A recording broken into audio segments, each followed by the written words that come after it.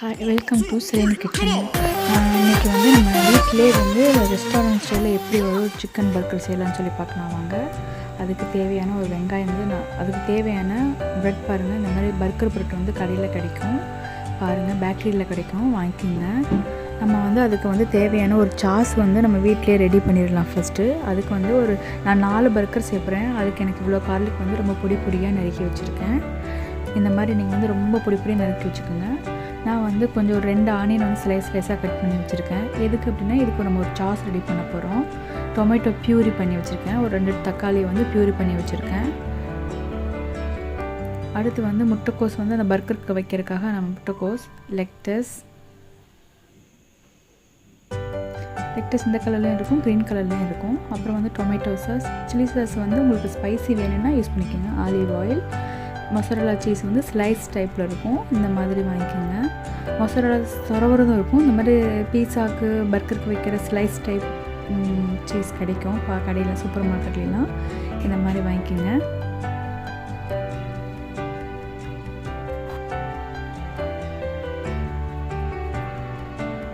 இது வந்து ரெடிமேடில் வந்து உங்களுக்கு சிக்கன் பேட்டி வந்து பார்த்திங்கன்னா கிடைக்கும். பர்கர் வந்து அவங்களே வந்து கடையில் ரெடிமேடாக ப்ராசஸ் பண்ணி வச்சுருப்பாங்க. நீங்கள் இந்த மாதிரி வாங்கிட்டு வந்து நம்ம அதை வச்சு எப்படி கடையில் எப்படி செய்கிறோமோ அதே மாதிரி நம்ம செய்யலாம். இது வேணும்னா வந்து வீட்டிலே கூட நம்ம செய்யலாம். அது எப்படி செஞ்சிச்சுன்னு ஒரு நாள் நான் வீடியோ போடுறேன். இப்போ ஒரு பேன் வச்சுக்கோங்க. ஹீட் ஆனதுக்கப்புறம் ஆலிவ் ஆயில் கொஞ்சம் ஊற்றிடுங்க. இப்போ இந்த சாஸ் ரெடி பண்ணுறதுக்காக ஆலிவ் ஆயில் ஹீட் ஆனதுக்கப்புறம் அந்த ஆனியன் கட் பண்ணி வச்சுருக்கோம். அந்த கார்லிக் வச்சுருக்கோம்ல, அந்த கார்லிக் வந்து அந்த ஆலிவ் ஆயிலில் வந்து உள்ளே வச்சு நல்லா ப்ரௌன் கலரில் வர வரைக்கும், கோல்டன் ப்ரௌன் கலர் வர வரைக்கும் நல்லா வதக்கிடுங்க அந்த ஆலிவ் ஆயிலில்.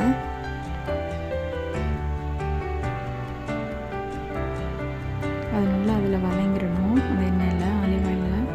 அடுத்து நம்ம நறுக்கி வச்சுருக்க ஆனியனையும் சேர்த்துடலாம். அது ரெண்டும் சேர்ந்து நல்லா வதங்கட்டும்.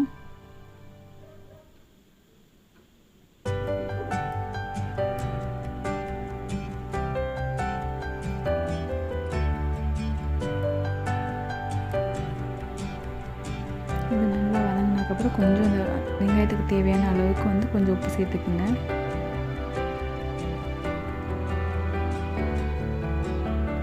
ரொம்ப டேஸ்ட்டாக இருக்குங்க.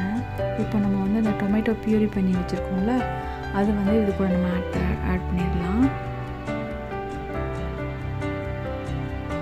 அதையும் சேர்த்து நல்லா வதக்கி விட்ருங்க. இப்போ இது எல்லாமே வந்து நல்லா வதங்கிடட்டும். அந்த எண்ணெய் பிரிஞ்சு வர அளவுக்கு நல்லா வந்து வதக்கிடுங்க. இந்த சாஸ் தான் வந்து அந்த பர்கருக்கு வந்து ரொம்ப டேஸ்ட் கொடுக்கும். இதை சில ரெஸ்டாரண்ட், சில கடையில் சீக்ரெட் மாதிரி யூஸ் பண்ணுவாங்க. அது பார்த்திங்கன்னா ரொம்ப சில இடத்துல வந்து பர்கர் ரொம்ப டேஸ்ட்டாக இருக்கும், சில இடத்துல ரொம்ப சிம்பிளாக இருக்கும். அவங்க அந்த ஸ்பெஷலாக அந்த மாதிரி சாஸ் ரெடி பண்ணி வைக்கும்போது ரொம்ப டேஸ்டியாக இருக்கும். நீங்கள் வீட்டில் இந்த மாதிரி ட்ரை பண்ணி பாருங்கள், உங்களுக்கே ரொம்ப பிடிக்கும். இப்போ எனக்கு இந்த ரெடி ஆகிடுச்சு. இது வந்து ஆனியன் கார்லிக் சாஸ்ன்னு சொல்லுவாங்க. அந்த மாதிரி நல்லாயிருக்கும். அந்த மாதிரி ரெடி பண்ணிடுங்க. இப்போ நம்ம வந்து அந்த சிக்கன் பர்கர், ரெடிமேட் பர்கர் வந்து நம்ம வந்து எண்ணெயில் ஃப்ரை பண்ணி எடுத்துடலாம். பாருங்கள், இது இப்படி தான் இருக்கும். இந்த மாதிரி எண்ணெயில் வந்து நம்ம கொஞ்சம் டீப் எண்ணெயில் வச்சு நல்லா ஃப்ரை பண்ணி எடுத்துருவோம்.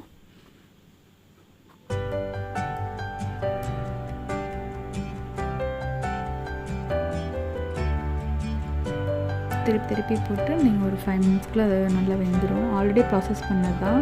ஸோ நம்ம மறுபடியும் கொஞ்சம் எண்ணெயில் போட்டு நம்ம ஃப்ரை பண்ணி பாருங்கள், இந்த மாதிரி எடுத்துக்கலாம். உங்களுக்கு எத்தனை பர்கர் தேவையோ அந்த மாதிரி எடுத்துக்கோங்க. நீங்கள் சில பேர் 2 பர்கரும் ஒரு ப்ரெட்டுக்குள்ளே வைப்பாங்க, ஒரு பர்கரும் வைக்கலாம். அது உங்களோட விருப்பம். நீங்கள் அந்த மாதிரி சூஸ் பண்ணி வச்சுக்கலாம். நான் வந்து 4 பர்கர் செய்ய போகிறேன். அதனால் வந்து எனக்கு தேவையான நான் 4 வந்து ஃப்ரை பண்ணிப்பேன். இப்போ நம்ம ஒரு பர்கரில் எப்படி வைக்கிறது நான் காமிக்கிறேன். ப்ரெட்டை வந்து இந்த மாதிரி வந்து கட் பண்ணிக்கோங்க, 2ஆக கட் பண்ணிக்கோங்க. கீழே இருக்கிறத வந்து கொஞ்சம் திக்காகவும், மேலே இருக்கிறது கொஞ்சம் லைட்டாக மெலிசாக இருந்தால் கூட பரவாயில்ல. ஆனால் கீழே இருக்க பாட்டை வந்து கொஞ்சம் ஓரளவுக்கு திக் வரணும். அப்போ தான் நம்ம அந்த லேயர்லாம் வைக்கும்போது நமக்கு அந்த வெயிட் ஹோல்ட் பண்ண முடியும். இப்போ இது கூட வந்து மயோனைஸ் வந்து ஆட் பண்ணி கொஞ்சம் ஒரு 1 டேபிள் ஸ்பூன் மயோனைஸ் ஆட் பண்ணி அதை ஸ்ப்ரெட் பண்ணிடுங்க.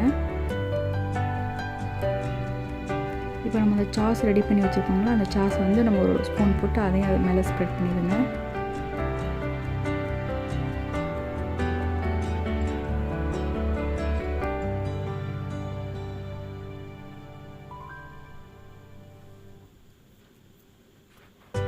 இப்போ நம்ம அந்த பர்கர் வறுத்து வச்சுருக்க பர்கரை ஒன்று மேலே வச்சுடுங்க. இது கூட ஒரு ஸ்லைஸ் சீஸ் வச்சுடுங்க. இப்போ இது மேலே கொஞ்சம் வந்து நம்ம என்ன பண்ண போகிறோம்னா அந்த கொஞ்சம் திரும்ப அந்த சாஸ் கொஞ்சமாக வச்சுட்டு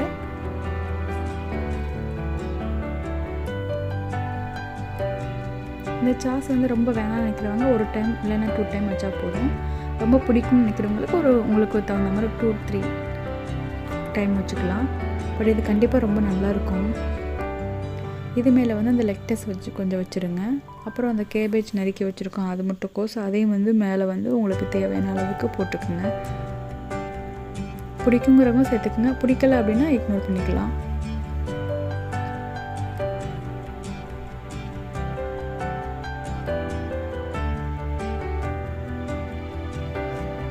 இப்போ இது மேலே இன்னொரு பர்கர் வச்சுருவோம். நான் 2 லேயர் பர்கர் வைக்கிறேன். இப்போ இது மேலே டொமேட்டோ சாஸ் வந்து நம்ம கொஞ்சம் வச்சிடலாம். உங்களுக்கு ஸ்பைசி வேணும்னு நினச்சிங்கன்னா நீங்கள் கொஞ்சம் சில்லி சாஸும் சேர்த்து ஆட் பண்ணிக்கோங்க. இல்லை வேண்டாம் அப்படின்னு நினச்சிங்கன்னா டொமேட்டோ சாஸ் மட்டுமே வச்சுக்கோங்க. நான் டொமேட்டோ சாஸ் வந்து ஒரு 1 டேபிள் ஸ்பூன் வச்சுட்டு நான் ஸ்ப்ரெட் பண்ணியாச்சு. இப்போ இது மேலே வந்து கொஞ்சமாக அந்த சாஸ் வச்சுட்டு இப்போ நம்ம வந்து அந்த இன்னொரு லேயர் சீஸ் வந்து வச்சுருவோம்.